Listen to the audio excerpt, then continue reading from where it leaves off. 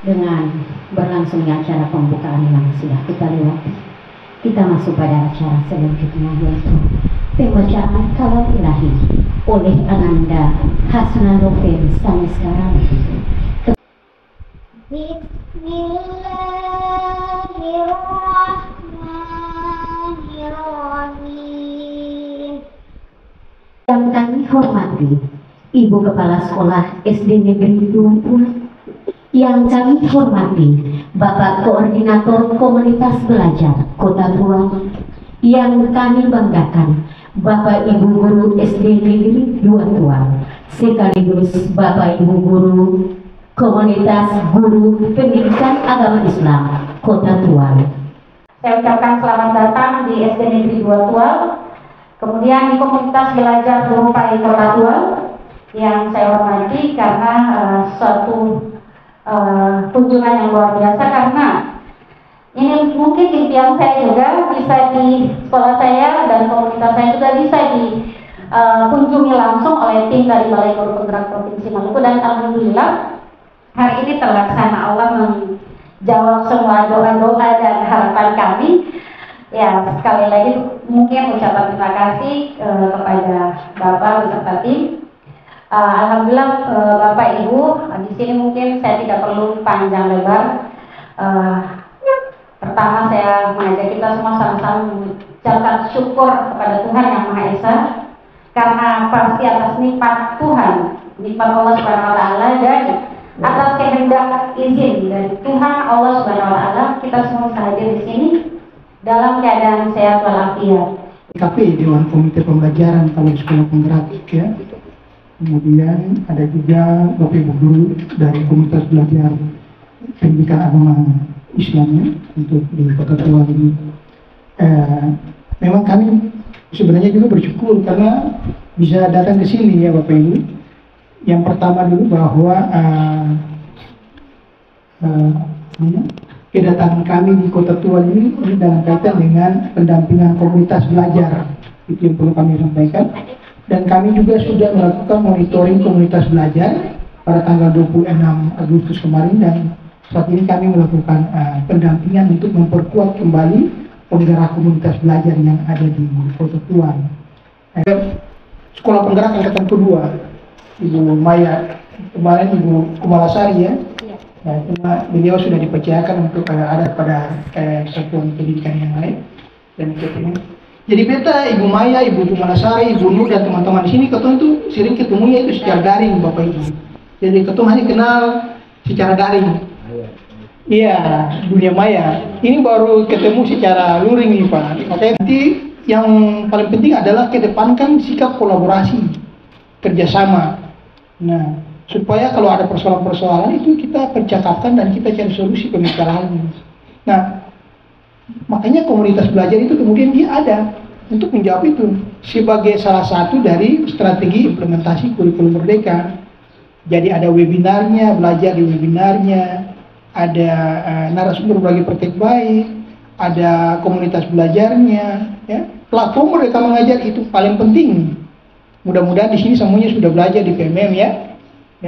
Akun belajar, pertama akun belajar ID yang punya itu harus diaktifasi, kemudian login dan ya. Selamat siang. Ya, oke. Bismillahirrahmanirrahim. Assalamualaikum warahmatullahi wabarakatuh. Semangat lagi. Ya. Alhamdulillah di kesempatan yang berbahagia ini kita dapat bersua atau berkumpul. Tema kita lebih mengarah kepada penguatan, ya. Berarti ada sesuatu yang sudah Ibu Bapak terapkan, kemudian kita lebih fokus memberi penguatan saja, ya. Oke, ya. Bapak Ibu,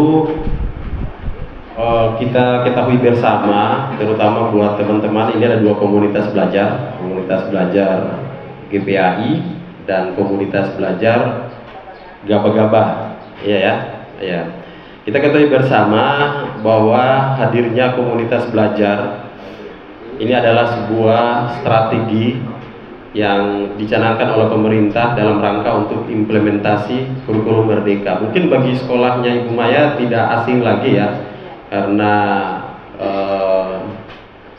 komunitas belajar yang digawangi dengan istilah komunitas praktisi itu lebih tersistem, dikawal oleh fasilitator, dan juga penguatan-penguatan yang dilakukan oleh fasilitator. Nah, Bu Bapak, di waktu yang singkat ini, dan mudah-mudahan pertemuan kita ini membawa berkah buat diri kita, buat kelas kita, dan buat murid-murid kita. Setidaknya ada refleksi-refleksi yang kita dapatkan, mungkin ada praktik baik dari teman-teman yang lain terkait tentang implementasi kurikulum merdeka, yang salah satu ruhnya itu adalah pembelajaran diferensiasi.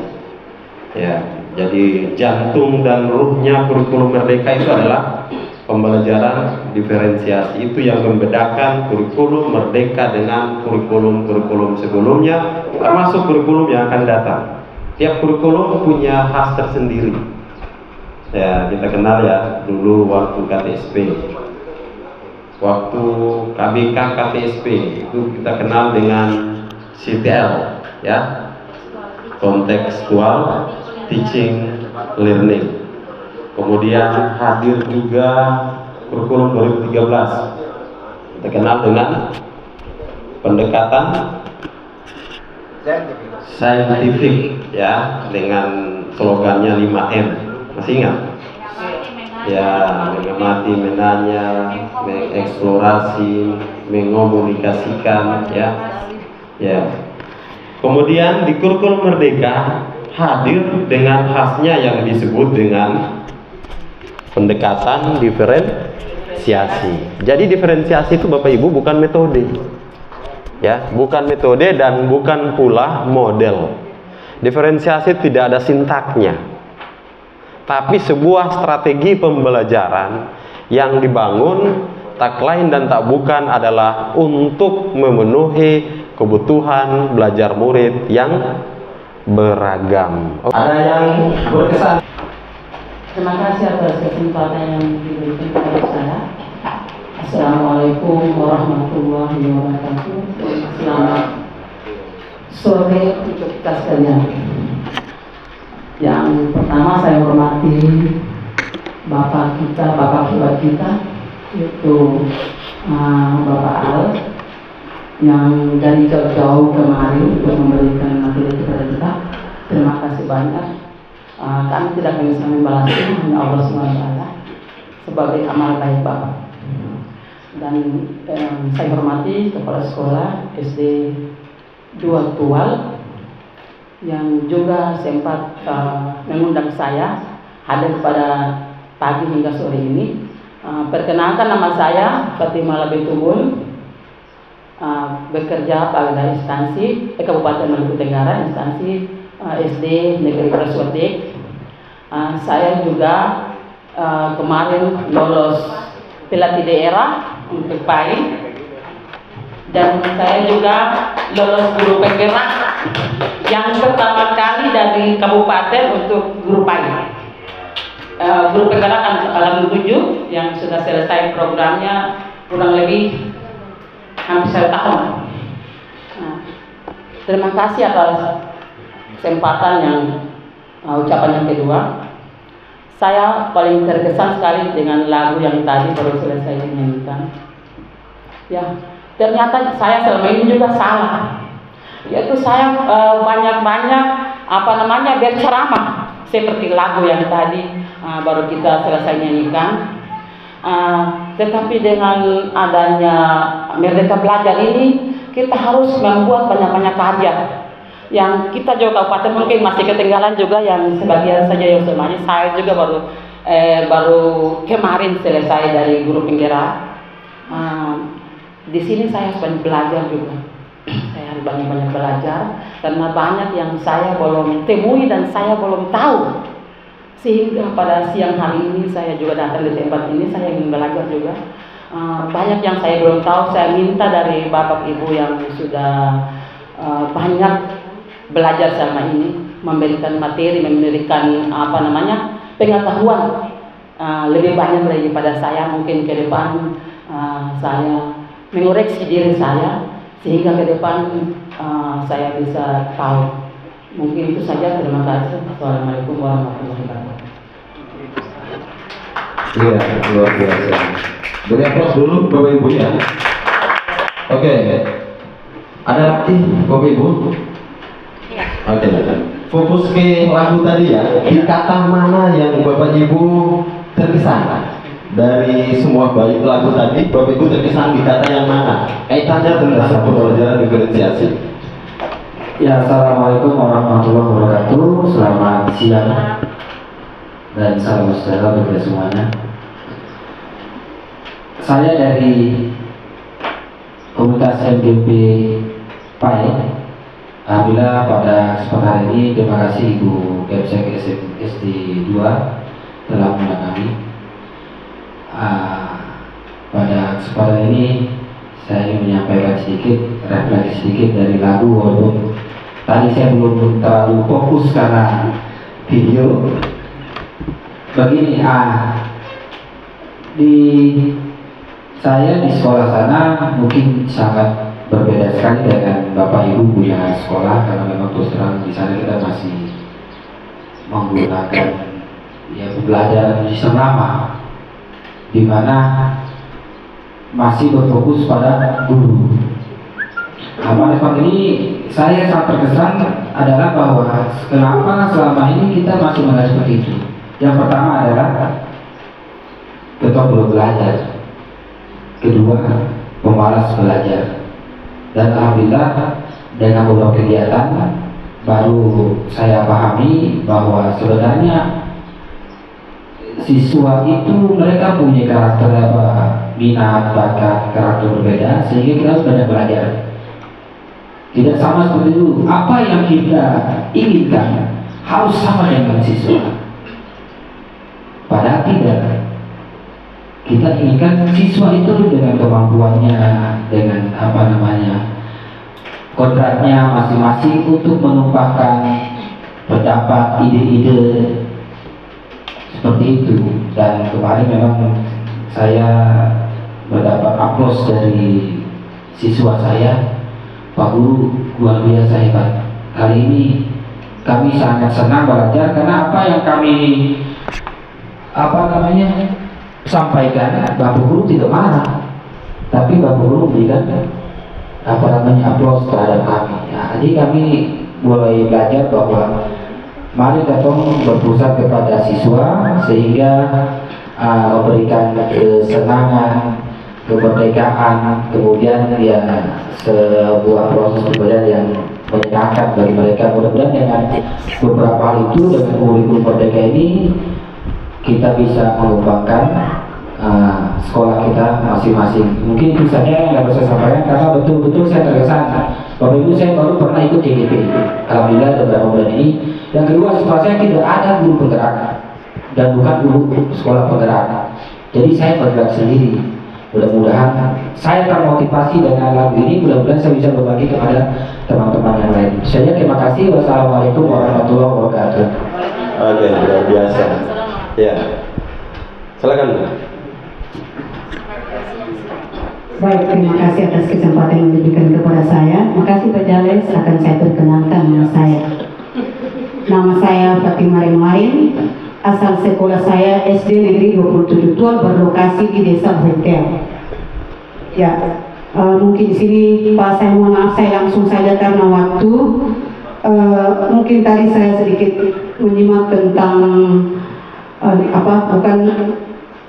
bukan lagunya, tapi saya masuk pada mungkin ada sedikit kata-kata bijak di situ, di mana di situ di balik seragam yang lusuh tersimpan segudang ilmu. Nah, bagaimana caranya segudang ilmu yang tadi ada pada seragam yang lusuh demi anak-anak bangsa dan negara, mari kita berikan sepenuhnya tenaga kita untuk memberikan yang terbaik kepada anak-anak bangsa dan negara kita. Mungkin itu saja dari saya. Terima kasih. Wassalamualaikum warahmatullahi wabarakatuh. Iya, beri aplaus lagi dulu ya, Ibu. Silakan Pak. Pangeran. Baik, bismillahirrahmanirrahim. Assalamualaikum warahmatullahi wabarakatuh. Selamat siang menjelang sore. Salam sejahtera untuk kita semua. Jadi langsung saja mengutip dari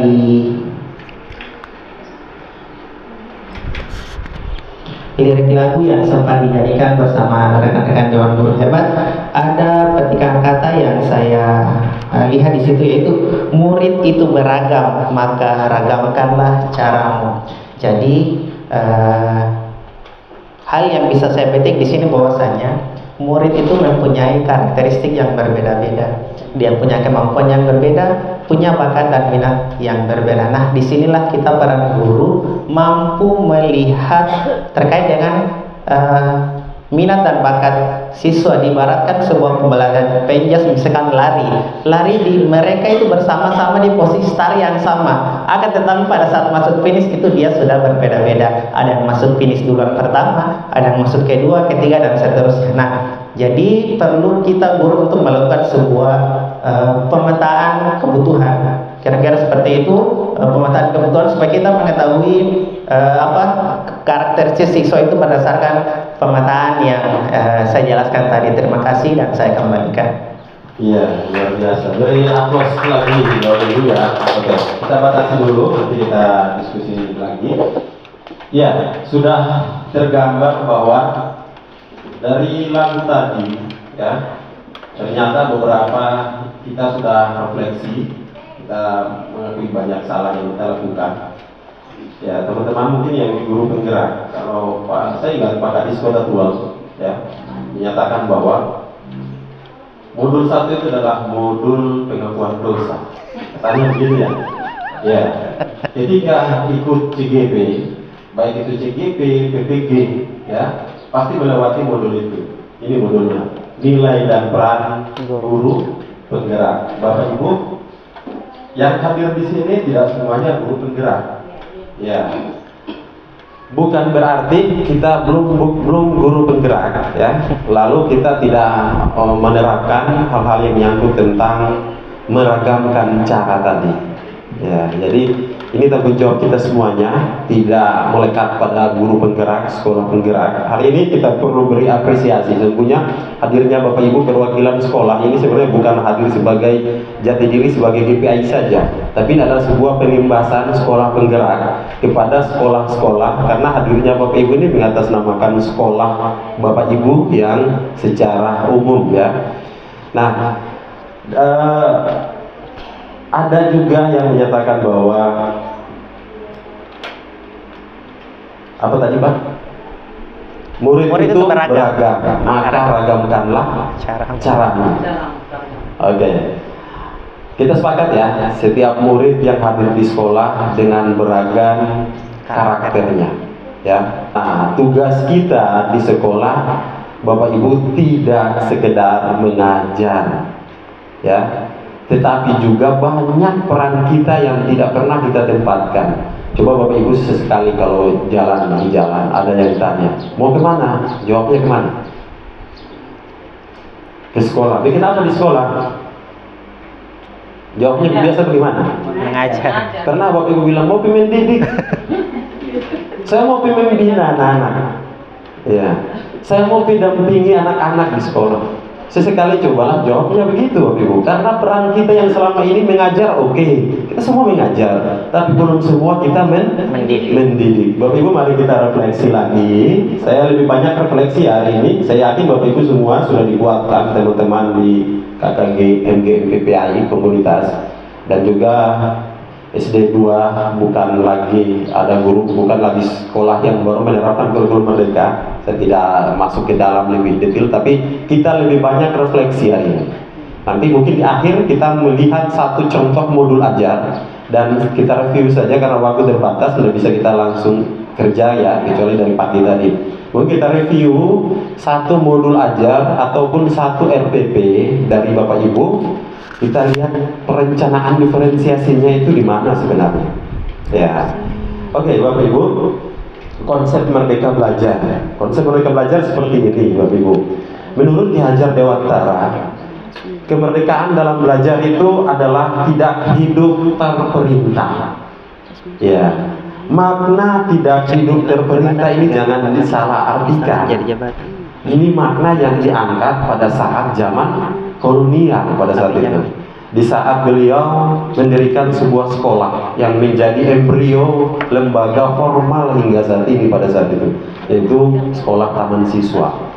Ya, nah di sana karena memang pada saat itu orang tua kita pada saat itu sulit untuk sekolah. Yang bisa sekolah pada saat itu adalah bangsawan atau anak-anak para penjajah kolonial ataupun rakyat biasa yang disekolahkan tapi dengan catatan untuk dipekerjakan pada perusahaan mereka. Cukup tahu tulis, cukup tahu hitung seadanya, kemudian dipekerjakannya. Lain tidak bisa sekolah pada saat itu. Beliau menantang. Lahirlah kemerdekaan dalam belajar. Hidup tidak bisa terperintah. Kemerdekaan yang dimaksud pada saat itu adalah tidak hanya saja kemerdekaan untuk terlepas dari penjajahan, tetapi kemerdekaan juga dalam belajar. Maka diangkat slogan Merdeka Belajar di kurikulum Merdeka. Ini bukan barang baru Bapak Ibu ya. Ini sesuatu yang sudah dicita-citakan oleh budaya bangsa kita, para pahlawan kita sejak dulu. Namun kita menempatkan Merdeka Belajar pada porsi yang berbeda saat ini. Ya, dengan keadaan murid yang berbeda, tidak bisa kita samakan cara kita yang lama dipraktikkan di hari ini. Ya, nah, yang kedua berdiri tegak karena kekuatan sendiri, kemudian cakap mengatur hidupnya dengan tertib. Ini harapannya.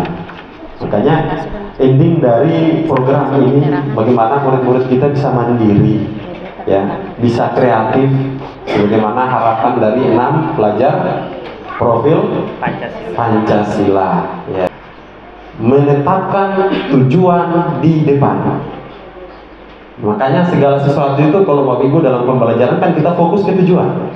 Apapun caranya tetap fokus ke tujuan. Maka guru diberi kewenangan dan keluasan untuk merumuskan tujuan pembelajaran. Di situ titik bedanya dengan kurikulum sebelumnya. Kalau kurikulum sebelumnya acuan kita itu adalah KI dan KD. Nah, pemerintah itu hanya menetapkan capaian umumnya, kitalah yang merumuskan tujuan dengan cara dan keadaan yang berbeda-beda setiap sekolah. Guru yang ada di SD 2 dengan di SD lain, atau guru PAI yang ada di SD 2 dengan di SD lain, walaupun satu CP yang sama, bisa jadi level kognitifnya berbeda. Mungkin kita ini anak-anak dengan hasil asesmen awal, dengan kemampuan literasi yang masih belum matang, ya mungkin di sini kita menyebutkan rukun iman. Bisa jadi di sekolahnya Pak Jabar sudah mendeskripsikan makna rukun iman. Topiknya tetap sama, tapi mencapainya dengan cara yang berbeda. Di sini masih dengan cara menyebutkan, di sekolah lain mungkin sudah sampai ke level mendeskripsikan. Nah, seperti itu namanya big work design. Mendesain sesuatu mulai dari tujuan. Begitu ya. Yang kedua, Bapak Ibu, saya ingin tanya ke Bapak Ibu. Ini Bapak Ibu, menurut Ki Hajar, peran guru itu laksana seorang petani. Tugasnya bukan mengubah jagung yang ditanam menjadi padi. Jagung yang ditanam tetap menjadi jagung. Begitupun sebaliknya. Tapi tugasnya adalah menumbuh kembangkan, menuntun ini padi atau jagung yang ditanam supaya tumbuh kembang sesuai dengan kodrat padi dan kodrat jagung. Itu makna pendidikan, makna peran guru berdasarkan pandangan Ki Hajar Dewantara. Bapak Ibu semua petani. Tadi kan sudah bilang Bapak Ibu adalah seorang petani. Saya memberikan Bapak Ibu dua bibit jagung, 2 bibit jagung. Atau di sini apa? Terkenal. Ya. 2 jenis kembang. 2 macam jenis kembang. Ya, berarti tanamannya adalah kasbi. Oh beda. Oh tanamannya namanya embal. Oh iya, embal. Oke, 2 jenis embal. Satu ini kualitasnya bagus, satu ini kualitasnya tidak terlalu bagus. Bukan tidak bagus, tidak terlalu bagus. Kalau tidak bagus tidak mungkin saya kasih karena tidak berpotensi untuk ditanam. Bapak Ibu tanam sekarang. Sekali lagi ya, perhatikan. Dua jenis embal saya kasih ke ibu bapak. Ibu bapak tanam. Tapi ingat, ini dua jenis embal ini berbeda. Satu unggul, satu tidak unggul. Ibu bapak tanam di lahan sekolah, misalnya di belakang sini. Bapak Ibu ini petani punya lahan di belakang sini. Bapak Ibu tanam di lahan yang sama. Bapak Ibu semua yang kelola adalah orangnya yang sama. Ya, terus dengan cara yang sama. Tiba saatnya mau panen. Mana yang berisi banyak? Ya, yang isi banyak, yang unggul. Ya, kalau caranya sama. Oke. Sekarang pertanyaan kedua. Masih dengan embal dua bibit, satu sangat unggul, satu tidak terlalu unggul, sama. Bapak Ibu tanam di tanah yang sama, tapi dengan cara yang berbeda. Tiba saatnya panen, hasilnya sama tidak? Tidak. Kenapa tidak sama lagi? Cara berbeda. Ya, yang tadi caranya sama. hasilnya Yang unggul. ya berarti beda. Hasilnya beda. Yang kedua hasilnya Beda. beda juga. Ya. Ya. Yang pertama hasilnya sama. Ulang ya. Kita makan yang sama. Ya. Mungkin tidak fokus ke soal ya. Saya ulang lagi. Ya. Pertanyaan pertama, Bapak Ibu petani, kita mau tanam di belakang sini embal, dua bibit batang embal. Satu ini sangat unggul, satu tidak terlalu unggul. Ditanam oleh petani ya ibu-ibu bapak semua yang sama, dikelola dengan cara yang sama. Tiba saatnya panen, isinya sama tidak? Isinya sama. Hasilnya sama. Isinya Hasilnya beda. Ya, karena karena bibitnya. Oke, berarti bibit yang kita salahkan ya. Ya, sepakat. Saya bungkus. Bibit yang kita salahkan atau cara yang kita salahkan? Caranya tadi sama. Oke, menurut ibu yang salah gimana? Caranya yang salah. Bapak caranya salah, ibu bibit. Oke, kita bungkus ya. Sekarang pertanyaan kedua nih ibu bapak. Masih sama embal, satu sangat bagus, satu tidak terlalu bagus. Ibu bapak tetap tanam di tanah yang sama, petaninya juga tetap orang yang sama, tapi dengan cara yang berbeda. Karena ini ini sudah unggul, kita mungkin siramnya satu hari 2 kali. Tapi karena ini tidak terlalu unggul, perlu perhatian khusus supaya jangan saya rugi. Setidaknya kalaupun hasilnya kalau tidak diurus dengan diberlakukan sama, hasilnya cuma umbinya cuma 2 isi, ya siapa tahu kalau saya perlakuan khusus umbinya bisa 3 isi walaupun tidak sama dengan ini. Apa yang salah? Caranya Pak. Ya. Caranya berbeda nih, caranya. Yang kedua caranya berbeda, karena kan 9 cara berbeda. Nah, kalau yang pertama mungkin saat cabur rumput, cabur sama-sama. Kasih bibit, pupuk sama-sama. Siram sama-sama. Tapi cara kedua ini, yang kedua ini caranya berbeda. Petani itu lebih fokus ke sini. Dia sudah tahu, dia tidak mau rugi. Sekalipun ini nanti nilai jualnya, misalnya ini kalau nilai jualnya sekarang 100.000, ini tidak dapat 100.000, ya bisa jadi mungkin bisa 80, 90, dan pada 40, 50. Ya. Apa yang salah waktu itu? Soal yang salah. Ya, soal yang membingungkan. Yang Bapak Ibu jawab itu sudah sangat benar. Cuma saya tidak sepakat kalau bibit yang salah. Bahaya Bapak Ibu. Kalau ada bawa pakai pendidikan, Bapak Ibu salahkan bibit, kita bakalan dengan orang tua murid. Iya. Iya ya, bisa ditangkap ya. Seperti itu sederhananya pembelajaran diferensiasi. Seperti lagu tadi. karena bibit-bibit yang hadir ini berbeda-beda, maka perlakuan harus berbeda-beda. Kenapa? Karena kita tidak pernah berlaku adil. Kita maunya senang yang itu saja. Nanti yang sudah yang mati-mati total tadi itu, nah kita malah kalau rapat kenaikan kelas, rapat kelulusan, sampai ada kata begini, Pak, Bu, kasih naik saja. Jangan ketemu terlalu kepala sakit, kasih lulus supaya dia keluar dari sekolah ini. Bapak Ibu, hati-hati, hati-hati. Mereka itu masih berkembang. Anak di SD belum tentu di SMP dia tidak berkembang, di SD belum tentu di SMP dia tidak berkembang, belum tentu di SMA dia tidak berkembang. Boleh Bapak Ibu tanya Pak Kadis Pendidikan Kota Tua, ya, Bupati Wali Kota Tua, Gubernur Maluku, mereka itu juara 1 terus, iya, belum tentu kan? Pak Jokowi, apakah mereka waktu sekolah juara 1 terus? Belum menjamin Bapak Ibu. Belajar itu bukan untuk hari ini saja. Belajar untuk hari ini dan belajar untuk hari yang akan datang. Maka tanamkanlah pengalaman yang bisa dikenang. Pak Kepala BGP sering bilang begini, ada 2 jenis guru. Ada 2 jenis guru Ibu Pak.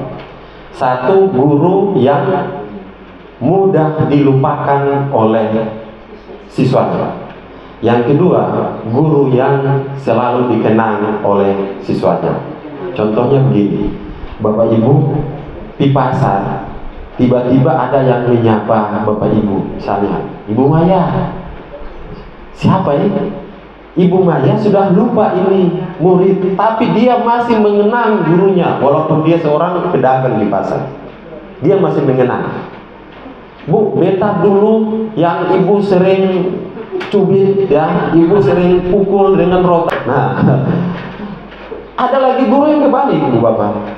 Kebalik. Dia diurusan di satu tempat, dia kenal siswa itu. Ya, ini kalau saya salah kita pun siswa. Ya, tapi siswa ini sudah lupa gurunya, karena selama dia mengabdi tidak pernah ada sesuatu yang berkesan di memori dia yang sulit dia lupakan. Saya yakin Bapak Ibu, coba mari kita feedback pikiran kita ke guru-guru kita yang lalu. Tidak semuanya Bapak Ibu ingatkan. Ada yang Bapak Ibu ingat, tapi coba kalau ditanya, wali kelas 1 siapa? Pasti ingat kalau kelas 1 SD. Pasti ingat karena kenangannya banyak di sana. Kelas 2, oh lupa. Kelas 3 sampai kelas 4. Biasanya nanti kita akan mengenang guru-guru yang selalu ada dengan kita sesuai zaman itu. Kalau zaman itu zaman rotan kan?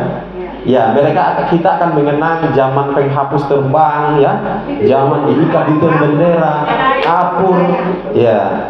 Tapi anak-anak sekarang punya cara kenang beda lagi nanti besok-besok, Bapak Ibu. Karena itu zaman itu. Ya, zaman itu tidak bisa bawa ke zaman sekarang. Seperti itulah Bapak Ibu makna pembelajaran. Nah, ini yang tadi saya bilang, filosofi petani. Guru itu bagaikan tukang kebun. Tugasnya adalah menumbuh kembangkan tanaman berdasarkan kodratnya. Tadi yang sudah disampaikan oleh Pak Ustadz tadi. Anak itu datang dengan kodratnya yang berbeda, karakteristik yang berbeda. Ingat, jangan terlalu banyak dengan teknologi, tapi melupakan budaya kita. Dan jangan juga kita ketinggalan zaman. Kodrat keadaan di dalamnya kodrat zaman dan kodrat lahiriah anak alam ini harus seiring sejalan.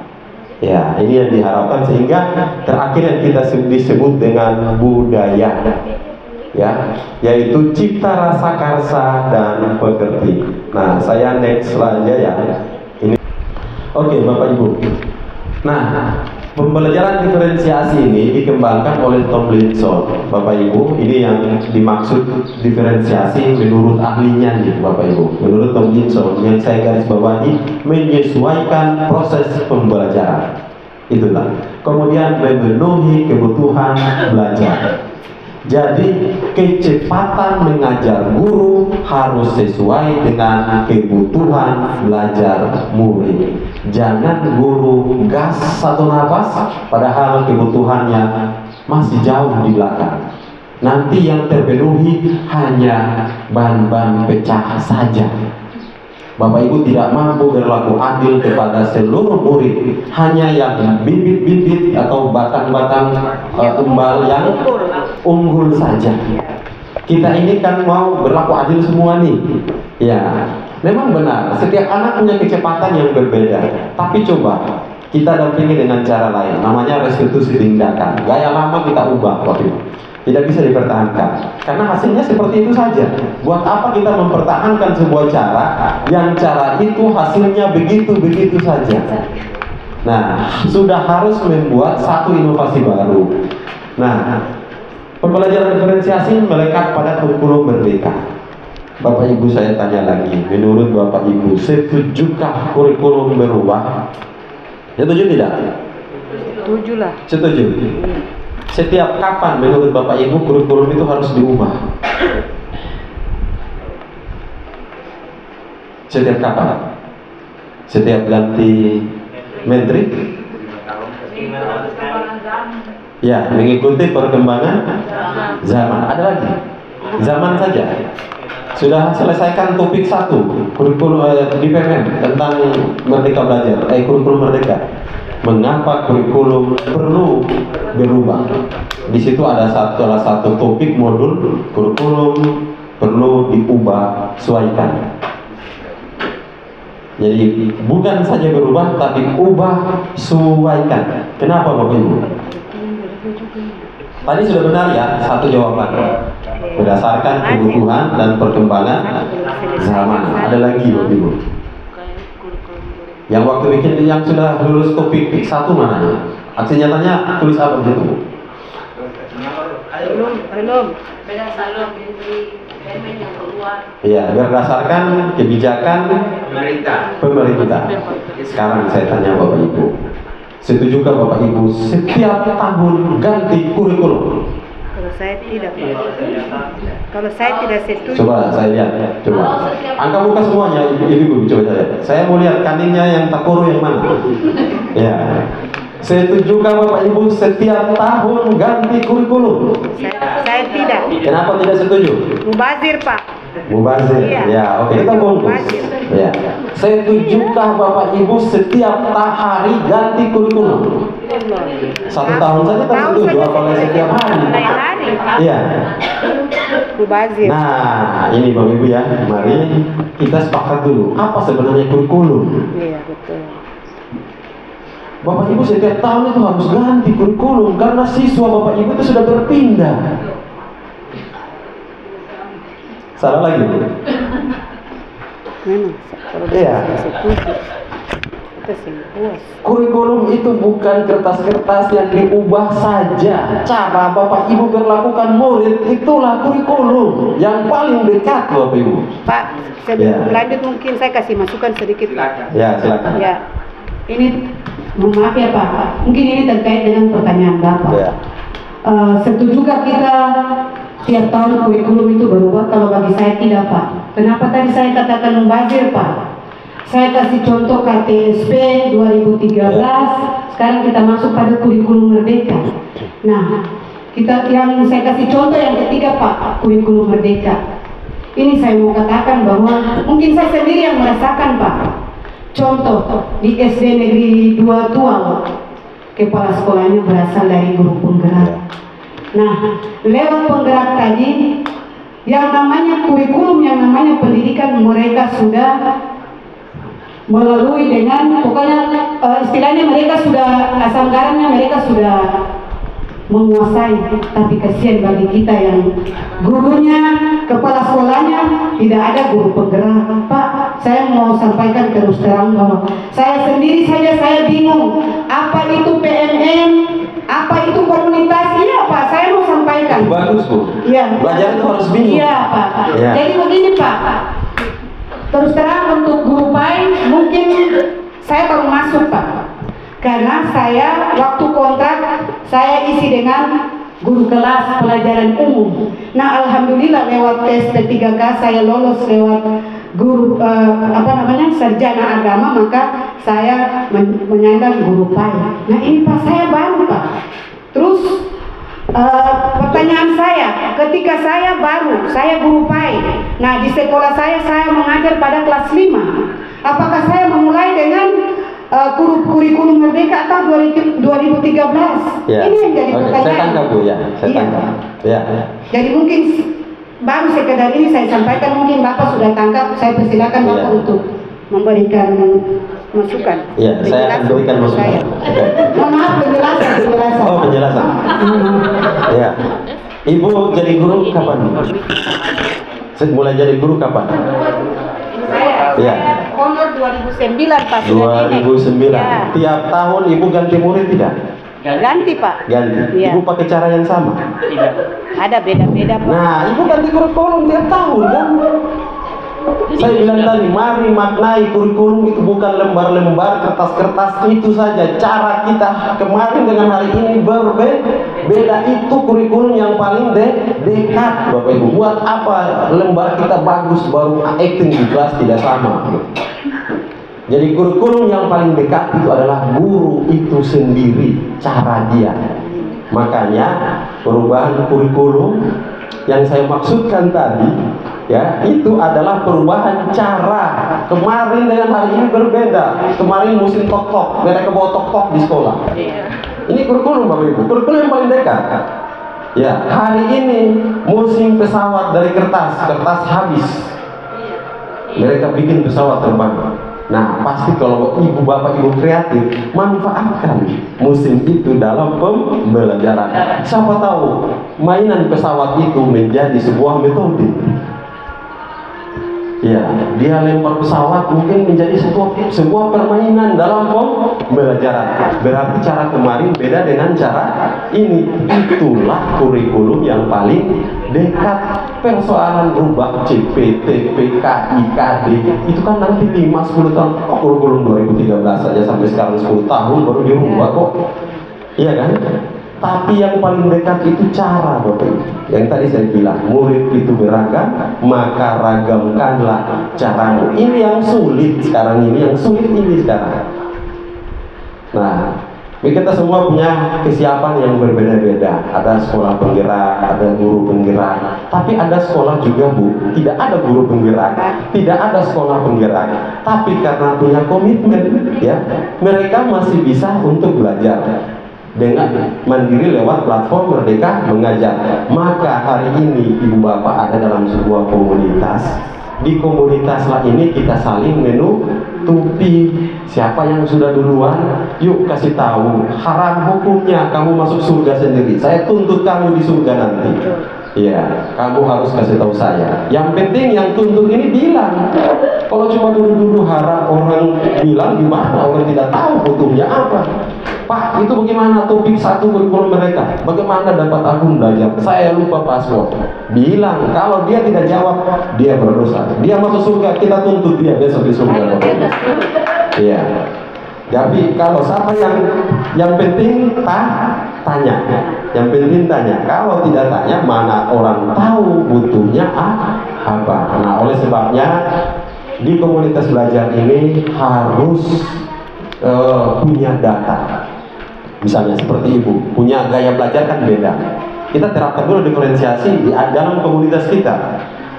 Ini sudah sampai topik berapa? Ini sudah bagaimana? Level membuat aksi nyata sudah bisa di kanvas, masih PowerPoint, masih tulis tangan, masih pakai Word, yang mana? Gitu. Supaya dalam kegiatan komunitas belajar kita intervensi sesuai kebutuhan. Nah, ini masukan ya, masukan dari teman-teman kita. Mungkin nanti Pak Jabar, Ibu Maya dicatat kebutuhan di sini bagus Bapak Ibu. Komunitas lintas sekolah, antar sekolah, dalam sekolah, didata kebutuhan dulu sebelum mengintervensi materi apa yang mau disampaikan. Ya, seperti itu ya.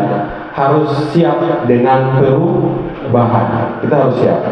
Konsekuensi kita menjadi guru di abad 21. Konsekuensi. Kalau merasa letih, lelah, istirahatlah. Itu konsekuensi. Belajar itu tidak hari ini merubah langsung tahu. Berlahan. Yang penting mau.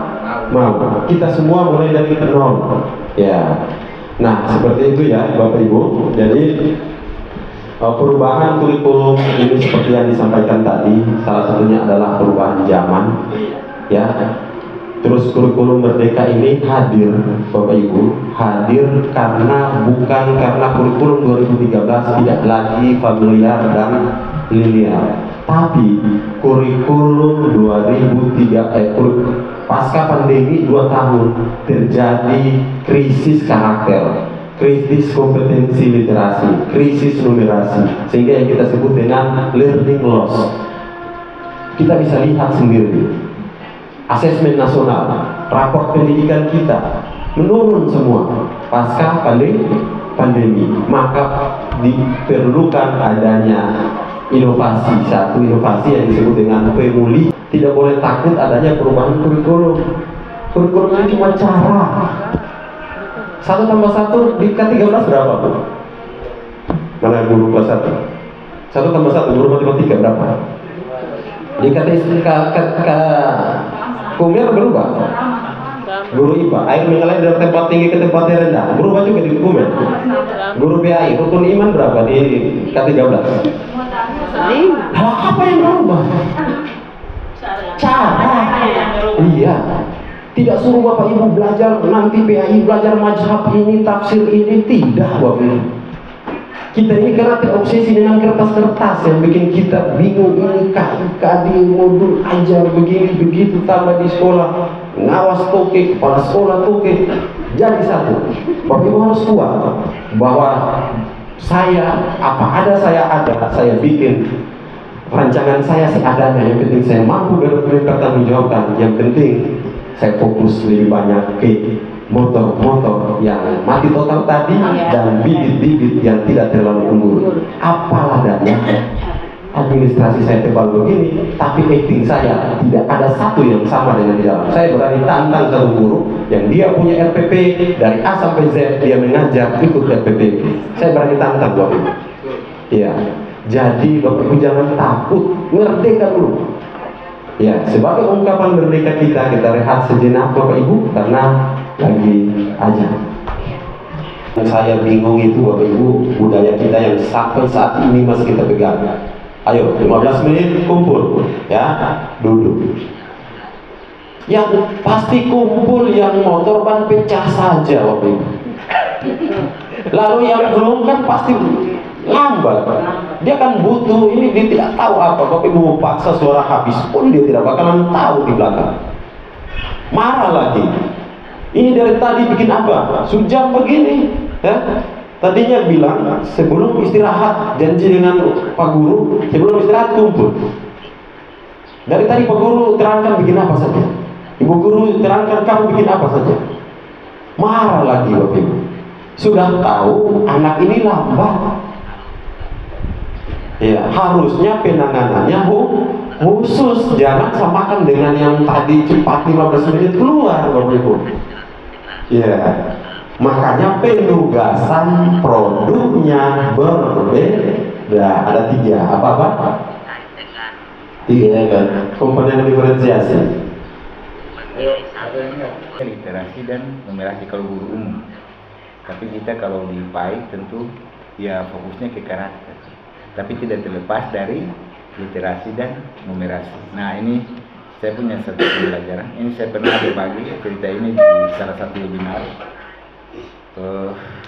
Kita punya topik pembelajaran waktu itu tentang mengenal Allah melalui ciptaan. Nah, jadi ketika itu saya sudah tahu bahwa identifikasi awal kelemahan dari beberapa siswa yang dalam hal ini menulis. Nah, sehingga sengaja yang masih lemah dalam menulis itu saya ajak di teras, sementara yang sudah bisa untuk menuliskan pendapatnya dia di kelas. Lalu dia mencoba untuk menulis saja apa yang dipikirkan. Ciptaan Allah yang dilihat, apa yang diingat, dia tulis. Yang sudah bisa menulis. Sementara yang masih lemah itu kita ikuti dia punya gaya, diajak di luar. Saya yang buktikan apa yang terjadi. Saya tahu dia memang lemah menulisnya. Ternyata bakatnya dia keluarkan di sana. Setelah dikumpul produknya, jadi melalui tadi diferensiasi proses yang sudah berbeda. Kemudian datang produknya juga berbeda. Dia menuliskan gambar itu manusia, memang sudah sempurna gambar anak SD, seperti kepala, kemudian kaki seperti itu. Tapi dia menggambarkan tujuan dalam pikirannya, karena dia memang literasinya lambat. Tapi gambarnya itu menerangkan bahwa dia menulis ciptaan Tuhan itu manusia. Nah di sini memang benar adanya bahwa kita pendekatannya ini tujuannya gini, tujuan pembelajarannya yang penting siswa itu kan bisa memahami mana ciptaan Tuhan. Produk yang dia hasilkan bisa dengan tulisan, bisa pun dengan gambar. Nah, jadi ini praktik baik yang sudah beta alami. Lalu potong di SDN kita berbagi sedikit, ketemu lebih baik.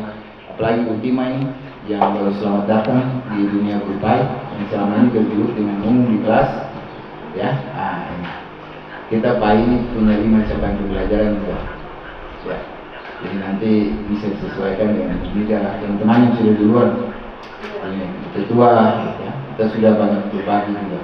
Nah, jadi nanti bisa disesuaikan. Saya menyambung pertanyaan yang tadi mungkin Pak Alu kalau menjawab, karena memang saya di PKG di sini dengan Maya, sehingga saya sambut baik itu. Saya senang dengan pertanyaan itu yang menantang itu, ya itu bagus. Mari nanti kita sama-sama dulu ya ke depan program. Satu hal bahwa kita di PAI ini beginilah. Yang datang di forum majelis ilmu yang seperti ini tuh kalau ketemu bilang dari ratus itu mungkin hanya 10. Tapi inilah yang ketemu senang bahwa menunjukkan kecintaan pada profesinya. Nah kalau istilah Pak Kadis bilang hanya karena lowongan kerja dulu banyak dituan. Itu katong harus hindari itu. Mari katong cintai profesi ini seperti yang disampaikan Pak Al tadi. Ini adalah pengabdian. Pengabdian itu berarti katong hanya mengharapkan balasan dari Tuhan. Iya. Kalau katong mengharapkan yang lain-lain itu tidak akan dapat puas. Jadi seperti itu saya tambahkan. Jadi praktik baiknya seperti itu, karakter disesuaikan. Ultima kelas 5 saya sarankan jalankan sesuai dengan yang ibu bisa dan mereka dapat mengikuti pembelajaran, ikuti alurnya aja dulu siswa. Jadi utamakan jangan ibu punya punya keinginan. Nah sebenarnya rata-rata ini luar biasa di Kota Tua loh. Saya rasa semua sekolah sama. Untuk pelajaran Al-Quran saja kelas bawah itu kita tidak repot. Karena anak-anak itu rata-rata di kelas 2 sudah bisa ngaji Quran bro. Jadi modal kita larinya ke 4 capaian modal. Kita lebih fokuskan ke sana akhlak akidah. Karena ini dia seperti tadi bibit unggulnya sudah dibawa dari rumah. Kalau capaian pembelajaran Al-Quran paling jarang itu anak-anak di kita jadi sekolah sana itu paling jarang anak-anak masuk kelas 1, 2 itu dengan Iqra 1. Iya, di PAI itu. Rata-rata sudah 2, 3. Itu kan sudah modal kita. Nah, jadi kita tinggal fokus pada 4 capaian yang lain. Nah, itu yang turun dari saya. Itu aja dibagikan. Terima kasih atas waktunya, Pak. Ya, oke. Terima kasih Pak Jabat. Nah, nanti baru ditindaklanjuti ya di KKG ya, di komunitas belajar masing-masing. Ya. Oke, Bapak Ibu kita kenal ini yang membedakan pembelajaran diferensiasi dan pembelajaran yang tidak diferensiasi. Pembelajaran diferensiasi itu fleksibel. Kemudian tidak diferensiasi itu label. Sederhananya begini, ya. Nana, tadi kita sudah belajar ya tentang 25 nama nabi. Oke, karena tujuan pembelajaran kita adalah menghafal 25 nabi. Ayo satu-satu maju ke depan lalu menghafal 25 nabi. Satu maju hafal Adam, Idris, Nuh, Hud, Soleh sampai Muhammad. Satu lagi Adam, Idris, Nuh, Hud, Soleh sampai Muhammad. Label atau fleksibel? Diferensiasi atau tidak kalau kayak gitu Bapak Ibu? Ayo, siapa yang bisa jawab? Ayo. Tidak. Kenapa tidak diferensiasi? Karena dia seragam semua murid. Iya, dia melabel, patok, maju-maju Pak. Ya. Hafal. Yuk anak-anak, tadi kita sudah belajar tentang 25 nabi. Tentunya kamu juga sudah hafal. Ya, yuk kita hafal satu persatu di depan kelas. Silakan yang mau berpantun, bernyanyi, berpuisi, menghafal, memain drama pun boleh di depan. Intinya dia mengungkapkan keterampilan menghafal 25 nabi. Kalau ada yang maju sejak Nabi Adam, Idris, Nuh, Hud hingga Saleh. Boleh tidak? Tidak ada, bukan jam puisi Bapak Ibu, bukan jam bahasa Indonesia, jam agama. Dia maju berpuisi, boleh tidak? Boleh. Kenapa boleh? Sesuai dengan minatnya. Ya mungkin karena minatnya seorang yang sering menulis puisi. Jangan gara-gara belajar agama Bapak Ibu kabiri minat dia menggambar, dia minat bernyanyi. Jangan Bapak Ibu. Tidak semua orang itu. Ingat yang melukis Ibu Maya, ini bayar mahal kan Bu Maya kan? Iya. Kita anak menggambar di buku, pukul tangannya. Kertas habis dengan gambar. Kenapa tidak manfaatkan gambarnya? Itu menjadi sebuah pembelajaran. Ih, kamu gambar bagus. Coba kamu gambar lapangan bola. Oh Pak, lapangan bola itu gampang. Si fans apa? Kita fans Messi. Si fans Messi, bisa gambar lapangan bola. Berapa panjang lapangan bola? 110 Pak. Atau kau tidak tahu? Ya kita cari tahu. Masa fans Messi gambar bagus, baru tidak tahu lapangan sepak bola panjang berapa. Oh, cari, buka internet, buka buku juga. Oh, 100 dan berapa Pak? Nah, 110 misalnya. Lebar berapa? Yang Messi lari dari ujung ke ujung, dari kiri ke kanan itu berapa? Kan enak belajar begitu. Ini dia hobinya menggambar dan hobi olahraga. Oh, lebarnya berapa Pak? 65. Nah, 64. Kalau panjangnya 110, lebarnya 64. Berapa luas keliling dari lapangan sepak bola? Nah, itu sederhananya seperti itu cara belajar. Tidak harus dengan satu cara di depan. Kalau ada yang maju begini, ada Idris, Nuh, Saleh, Ibrahim, Lut, Ishak. Boleh tidak? Boleh. Ragamkanlah cara mereka Bapak Ibu. Jangan hanya satu maju dengan cara begitu saja. Siapa tahu dengan cara bernyanyi dia mudah berhafal. Dengan cara berpuisi dia mudah berhafal. Kan tujuannya menghafal. Kita kan fokus ke tujuan. Intinya dia memeragakan sesuatu dengan ingatan. Dia yang penting dia mengingat. Mau dia puisi, dia pantun, silakan. Sehingga potensi diri minatnya itu tidak hilang Bapak Ibu.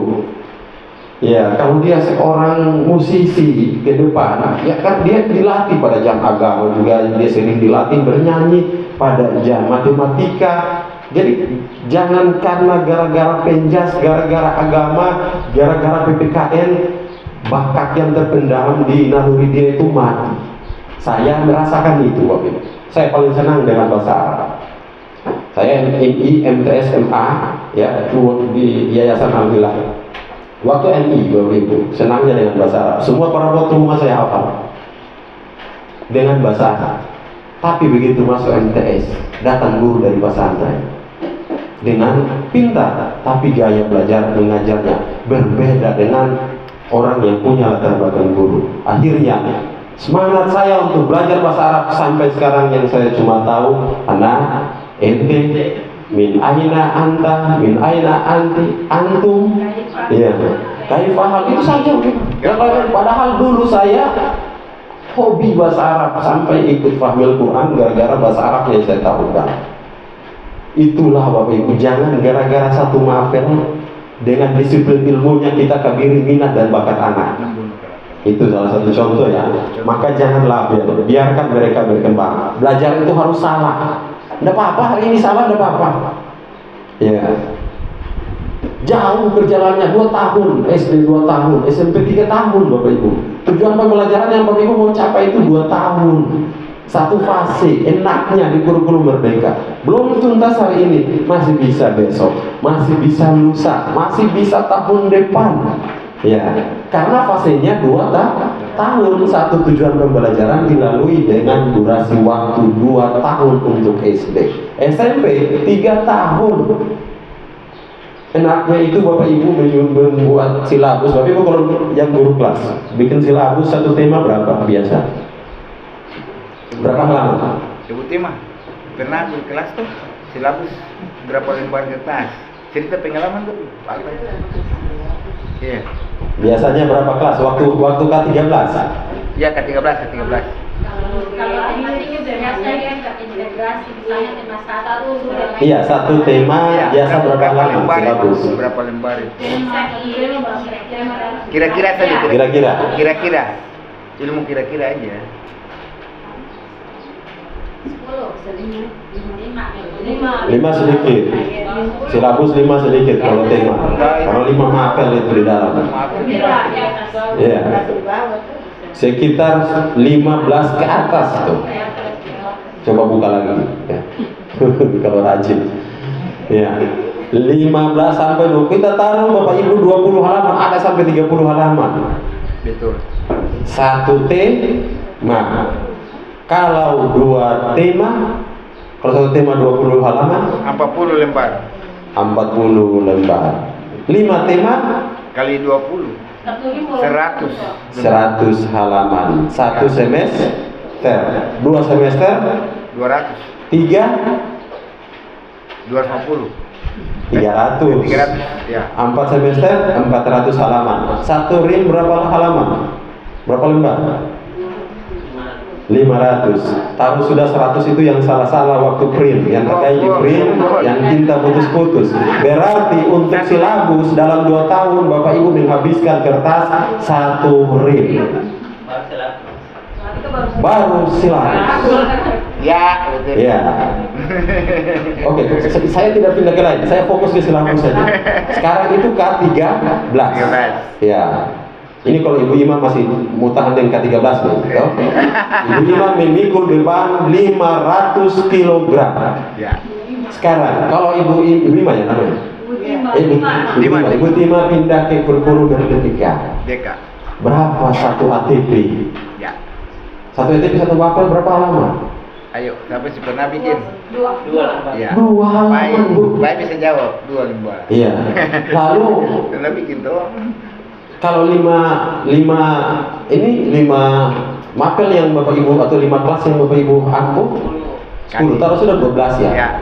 12 halaman 1 semester dibandingkan dengan 100 halaman. Ibu Tima mau pikul yang 100, kamu pikul yang 12. Itu mau yang berat. Nah, ayo berubah.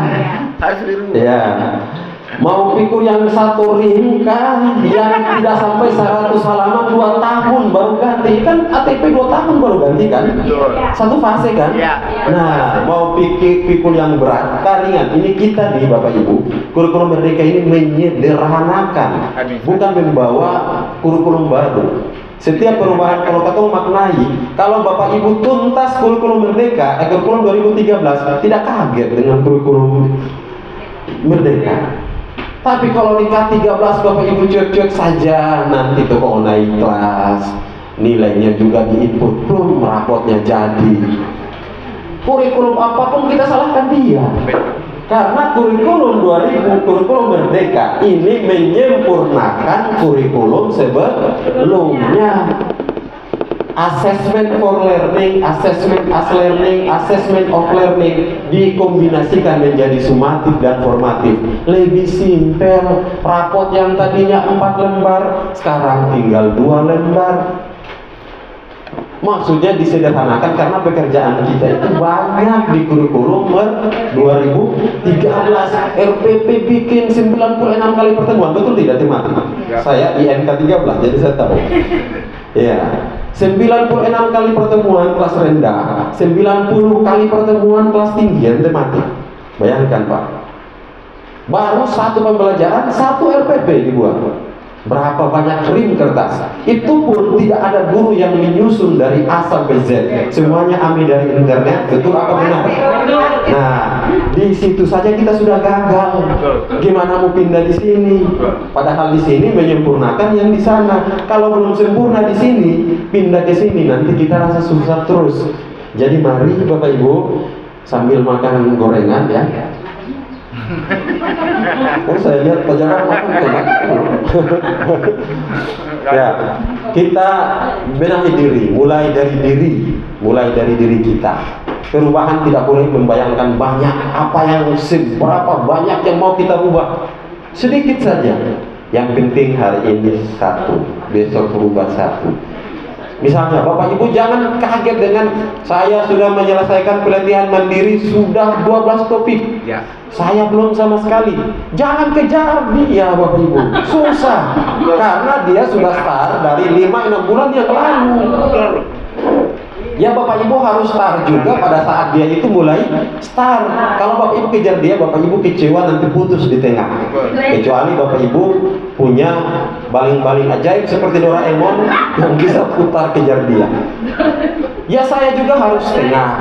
Dia juga begitu, mulai setengah. Hari ini satu modul nonton. Jangan buru-buru. Besok satu modul nonton. Ingat Bapak Ibu, belajar kita di PMM, di pelatihan mandiri bukan mau mengejar centang hijau.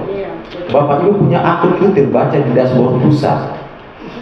Mustahil Bapak Ibu dalam satu hari mendapat sertifikat 30 JP. Orang mau dapat sertifikat 30 JP harus diklat siang malam 3 hari 3 malam. Jadi Bapak Ibu punya itu terbaca di sana. Oh, ini penting. Memang tetap dapat sertifikat, tapi nanti satu waktu Bapak Ibu akan terikat di situ. Contoh, sekarang lagi dibuka apresiasi untuk GTK. Ada yang ikut ya? Di sekolah penggerak kalau bisa semuanya ikut Bapak Ibu ya. Yang sekolah penggerak, guru penggerak, CGP, GP harus ikut dulu. Dan siapa saja bisa ikut, silahkan daftar Bapak Ibu. Pak Japa nanti di-share kayak apa? Linknya, di-share linknya, terus Bapak Ibu daftar. Di situ baru Bapak Ibu buat karya, ya. Jangan terobsesi bahwa ketung ikut juga nanti ketung sendapa. Ya, bukan itu, tapi rekam jejak Bapak Ibu di platform Merdeka mengajar bahwa tercatat Bapak Ibu pernah mendaftar sebagai peserta apresiasi guru. Bapak Ibu jangan pandang enteng dengan PMM. Iya, tolong jadikan PMM ini teman sejauh Bapak Ibu. Setiap hari saya tanya, Bapak Ibu buka Facebook satu hari durasi kira-kira berapa menit? Ayo, Cima. Satu hari main berapa jam? Kira-kira? Kira-kira bisa ada 1 jam. Tadi waktu istirahat buka Facebook dah? Buka. Habis ini ada rencana selesai ini ada buka lagi. Apa yang dikepo di sana? Postingan atau posting kegiatan hari ini ya. Terus ada teman yang tendai saya, oke, enggak apa-apa, itu tren, harus ikut Bapak Ibu. Tapi luangkan juga waktu dalam sehari. Bapak Ibu harus target, saya buka PMM berapa menit. Karena jam belajar Bapak Ibu di PMM terekam di pusat. Di dashboard itu bisa baca akun ini, sekolah ini, nama ini. Dia masuk di PMM, pelatihan mandiri, durasi belajarnya berapa jam. Terekam Bapak Ibu. Iya. Jadi saya bilang sekarang sudah terbukti, Ibu Maya sudah merasakan itu ya. Seleksi kepala sekolah, uji kompetensi jabatan guru, jabatan fungsional guru ke jabatan fungsional pengawas, semua sudah lewat PMM. Saya khawatir nanti kenaikan pangkat akan lewat PMM. Bapak Ibu tidak perlu bikin PTK lagi. Tapi di bukti karya itu akan ada artikel. Sekarang sudah ada artikel. Project itu. Iya. Jadi sertifikat tidak perlu dicari sertifikat di luar lalu kita masuk di BKD sana untuk naik pangkat lagi. Di PMM sudah langsung muncul sertifikatnya. Ini bukan kebijakan, tapi ini khawatirnya saya. Karena kita tidak sangka sekarang seleksi kepala sekolah semua sudah lewat PMM. Salah satu yang dilihat adalah karya calon kepala sekolahnya di dalam. Pelatihan mandiri yang ada dalam itu otomatis durasi belajar masuk dalam PMM dalam satu hari berapa menit. Jadi Bapak Ibu isi paket data mahal-mahal, jangan hanya buang saja untuk Facebook. Oke, bukan melarang tidak main Facebook, silakan, ini trennya. Tapi sisihkan waktu. Kalau habis ngajar daripada duduk nonton YouTube-nya orang, nonton YouTube-nya PMM. Ya, sambil refleksi. Ya, yang sudah tahu, yuk kasih tahu yang belum tahu. Nah, oke, saya lanjut sini dulu biar ini habis. Bapak Ibu, ini beberapa perbedaan ya. Memberikan tugas belajar sesuai dengan minat dan kesiapan belajar. Seperti tadi dicontohkan. Ya, tugas itu beragam, diferensiasi produk. Tujuan boleh sama, tapi produk yang dikumpulkan bisa berubah-ubah. Ya. Terus yang tidak diferensiasi itu menganggap siswa tidak mampu.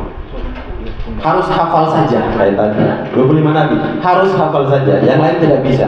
Tidak boleh menyanyi, tidak boleh berpuisi, tidak boleh berpantun. Ya. Terus pembelajarannya didasarkan pada asesmen dan kebutuhan belajar. Siswa belajar berdasarkan tujuan kurikulum, sedangkan ini pembelajaran tidak berdasarkan pada asesmen.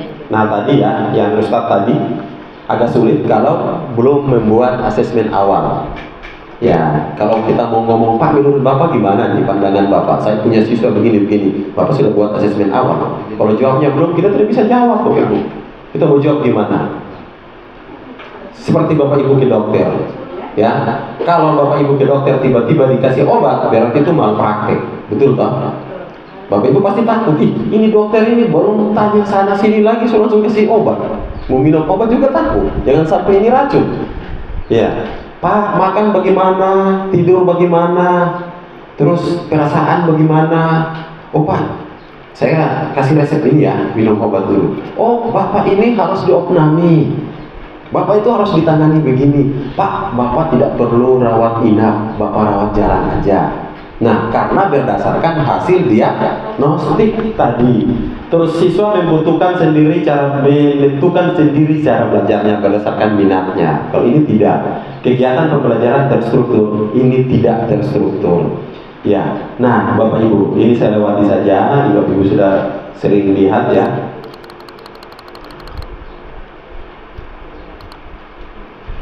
Oke, kesiapan belajar ya. Di kesiapan belajar tadi ini ada 3.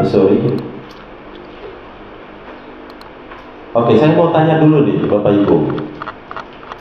Yang Bapak Ibu dalam mendata kebutuhan belajar murid, gimana cara mendapat datanya?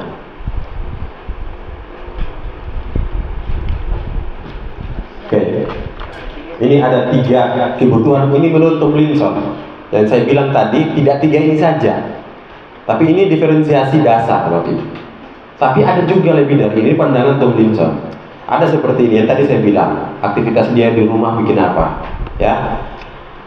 Kan tidak ada di sini. Kalau kesiapan belajar menyangkut tentang tujuan yang mau kita capai. Terus minat, hobi, terus profil cara belajar. Nah, tapi kita juga harus cari tahu data anak itu yang tadi saya bilang. Dia kalau pulang sekolah, dia kemana? Kalau ngaji-ngaji di siapa? Bapaknya dan mamanya kalau kerja pulang jam berapa? Nah, itu juga bagian daripada data kebutuhan yang harus kita tahu, yang akan membantu kita mengambil sebuah kebijakan nanti besok-besok. Ya, oke. Kesiapan belajar. Ibu bapak mendapat data kesiapan belajar ini dari mana? Kan ada 3 nih yang kita kenal sekarang ini. Ini data yang harus kita dapat sebelum merumuskan. Ini tujuan sudah bikin belum kalau cari data ini? Tujuan pembelajaran sudah dapat belum sebelum ada data ini? Sudah. Bikin tujuan dulu ataukah mendata kebutuhan belajar murid? Ya? Data dulu.